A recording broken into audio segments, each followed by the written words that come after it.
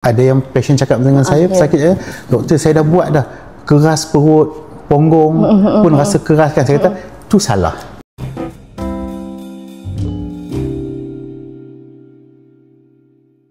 Okey, doktor, saya selalu dengar Kegel exercise. Okey, saya rasa orang kat luar pun, terutama wanita lah, memang akan selalulah dengar Kegel sebab selalunya lepas beranak, selalunya lepas bersalin, nurse dekat klinik kesihatan mesti akan cakap, jangan lupa buat Kegel exercise, Kegel exercise. Tapi mungkin ada juga yang tak tahu. Mungkin doktor boleh explain Kegel exercise tu apa sebenarnya, doktor? Okey, terima kasih Yana.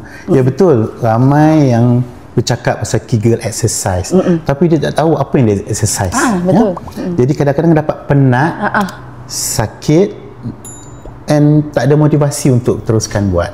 Okay? Sebenarnya Kegel exercise ni dalam istilah perubatan adalah kita panggil pelvic floor yang menampung organ-organ dalam pelvis tu.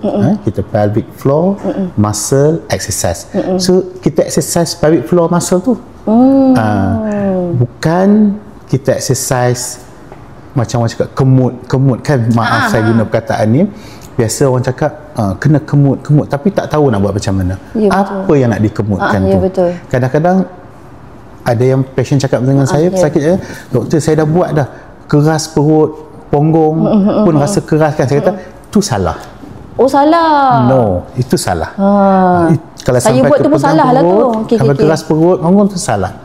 Sepatutnya kita locate dulu dekat mana otot yang perlu kita exercise, iaitu otot yang kita gunakan untuk menahan kencing. Otot yang menahan kentut. So dua otot tu yang penting. Kalau kita cuba tahan kencing, adakah kita tahan kencing sampai dengan macam tu? Tak kan. Kita duduk saja kita boleh tahan kencing. Macam kalau kita nak kencing sekarang kan, rasa nak kencing, kita tak pergi toilet lagi, kita tahan dulu. Kan, itu otot yang kita kena exercisekan dia. Apa impact dia, doktor, kalau kita selalu buat Kegel exercise tu? Pertama, macam kita exercise bodybuilder, so dia bertambah kuat. Bertambah kuat dan dia boleh menampung dan menjalankan fungsi dia sebagai injap, sebagai support tu dengan lebih baik. Cuma proses nak buat tu memerlukan motivasi. Kalau tak tahu cara, jadi kita jadi macam, saya dah buat, tiap-tiap kali buat sakit perut, sakit sampai urat perut saya sakit. Salah lah tu. Salah lah tu kan. Sekarang saya buat, tak ada apa-apa pun, tak nampak. Sebab saya kemut otot yang betul. So maknanya Kegel exercise ni bukannya perempuan saja yang boleh buat? Bagus juga untuk lelaki. Bagus untuk lelaki, untuk memantapkan erection, untuk seksual. Bukan je untuk perempuan. Kalau untuk perempuan, buat ni tadi selain mengurangkan risiko prolaps, membantu risiko kita panggil, merawat stress incontinence. Mungkin pernah dengar orang batuk kencing keluar. Rawatan awal dia dengan exercise yang betul boleh dapat membantu. Selain daripada membantu, dia boleh juga mencegah. Of course, bila kita constrict banyak masa tu, dia berkaitan dengan seksual, dia lebih bagus untuk seksual. Tapi kena teknik yang betul. Pertama, locate, tahu muscle mana, apa yang nak dikemut tu. Kedua, kena buat ikut macam kita bagi ubat prescription, makan pagi, petang, malam. Bukan kebanyakan orang kata bila teringat tak ingat punya. Betul tak? Konsisten. Bila kita ada bagi time, pagi kena buat 30, petang 30, malam 30, kita akan ingat.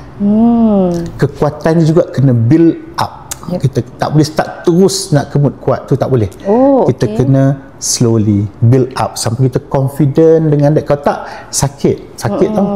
Kalau kita terus salah buat. So kita build up the strength. Mula-mula kita macam ni, kemut sikit, tahap dia macam ni. Kita dah okey 2-3 minggu, kita naikkan level dia. Adalah step-step dia. Dia ada step-step dia. Baru nak dapat kesan yang baik dari segi seksual, dari segi prolaps, dan dari segi kebocoran kencing. Baru dapat yang betul-betul. Okey, saya dapat ilmu baru Saya pun baru tahu yang lelaki kena buat exercise Kegel ni. Lelaki buat lagi mantap. Oh, lelaki baguslah. Okey.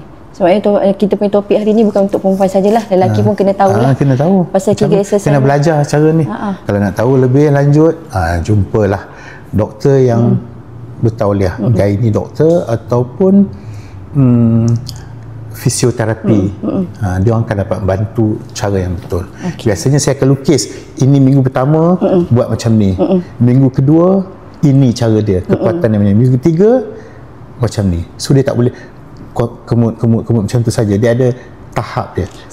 Patient doktor memang akan dapat lah. Memang saya akan bagi memang akan dapat step lah daripada teknik yang sebetulnya tu. Okey.